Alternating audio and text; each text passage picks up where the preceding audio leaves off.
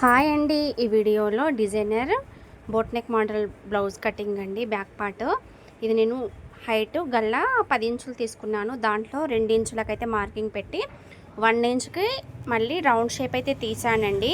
పైనుండి 2 ఇంచులకు ఒక మార్కింగ్ అయితే పెట్టాను. దాని కింద ఇంకొక హాఫ్ ఇంచ్కి ఇంకొక మార్కింగ్ పెట్టాను. ఫస్ట్ పెట్టిన మార్కింగ్కి డబ్బా షేప్ స్ట్రేట్గా లైన్ డ్రా చేశాను. దానిపైన టేపు పెట్టి డబుల్ ఫోల్డ్ చేసి ఆ ఫోల్డింగ్ దగ్గర ఒక మార్కింగ్ పెట్టాను.